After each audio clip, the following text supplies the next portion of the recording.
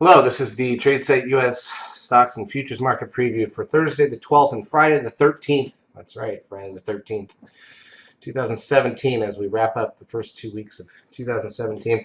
Been a couple of interesting days, but I wouldn't say it's been overly exciting yet. We'll take a look at the ES front month futures contract right here. It's the daily chart of the broad market. Obviously, haven't really gone anywhere yet, so can't really say things are exciting. But hopefully they'll get there at some point in time. Let's look at the major indices today. We'll look at the intraday action. As usual, we do a combined preview for Thursday and Friday. By the time Friday rolls around, usually the markets have already done most of what we're looking at for the week, so there's not much to discuss Thursday night going into Friday. That will be especially true this week where we have a Monday holiday for MLK. Markets are closed, banks are closed on Monday, so that means people will be leaving early Friday for the long weekend and turning it into a 4-day. So that means Friday is going to be slower than normal. All right, let's take a look. So crude oil down 5 cents to 52.20. Dipped lower the day before. Gold up 5.90. S&P cash index gained 6 after being exactly unchanged the prior day. It's basically dead flat for the week so far. NDX gained 15. It's a new closing high technically on the NASDAQ. Stocks up 3. Biotech's down 88. That's a big flush on the bios. Not pretty there. VIX loses 23 cents. That's a new, almost a new closing low for the year on the VIX. By the way, that's not a positive, and we're still operating. That's not a positive for the market. That's actually a very big negative, and we're still operating under a 13 buy signal there. So if that curls up, look out. Trend, another high reading, 1.47. That's one of the highest readings on the trend, 1.3 on the moving average that I've seen in quite a while. Matter of fact, if we line that up, let's see, the last time the moving average got this high was late September, and prior to that it was late May. Let's go back and look at the S&P. Late May didn't really lead to much. Yeah, the problem is those high trend readings are not nearly as important as the low trend readings. Late September, and we kind of rolled over from there back in September. All right, NASDAQ volume, 1.7 billion shares, just above that. It's the highest of the last, it's the highest day of the year, but sure didn't feel like it. It was light early on. A lot of it came after the President-elect's press conference. Advanced decline ratio plus 299. That means 299 more stocks up than down on the NASDAQ. On the New York plus 1110.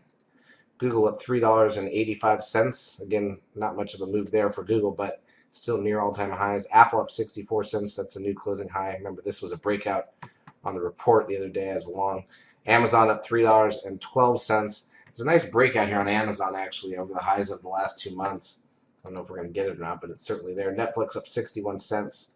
Tesla down 14 cents.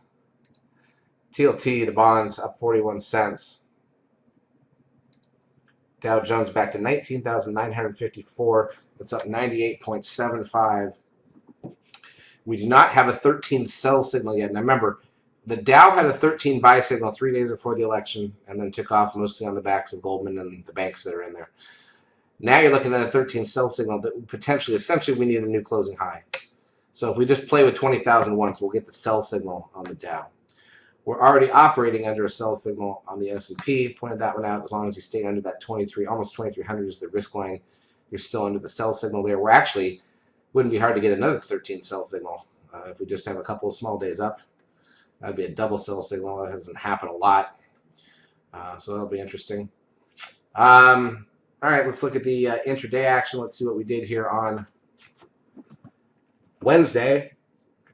So after Monday was light and Tuesday wasn't much better, Wednesday we had a flat opening again. Kind of wiggled down on the ES side. The NASDAQ side was stronger. Then they flipped. They were all over the board competing with each other instead of working together. Inch up right before lunch. It wasn't much range overall. 5.6 points of range on the ES. That's not great.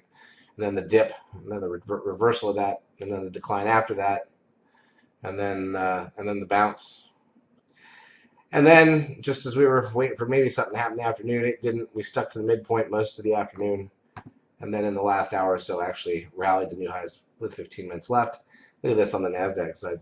That's a seeker tool, not the Comer, which we usually use on the 5-minute. But look at that, 13 sell signal right at the close.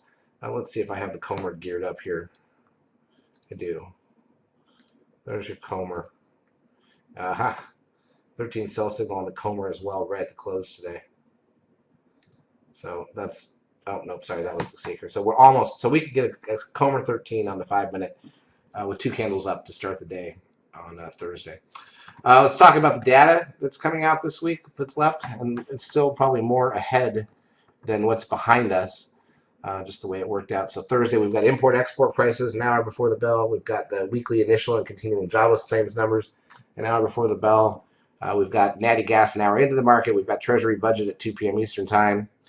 Friday, we've got PPI and retail sales an hour before the bell. We've got business inventories and Michigan sentiment 30 minutes in. That's about it. That's how the week's going to wrap up. I'm hoping for something good Thursday. I wouldn't expect much Friday, except for maybe early in the first hour or so. We'll be around. Everybody have a great long weekend, and we'll get back to it. The previews for next week may not be posted until Sunday or Monday. Charts, as usual, brought to you by eSignal. If you've not yet taken a trial of our services, feel free to do so. We will help you out for a couple weeks. Have a great trading Thursday and Friday.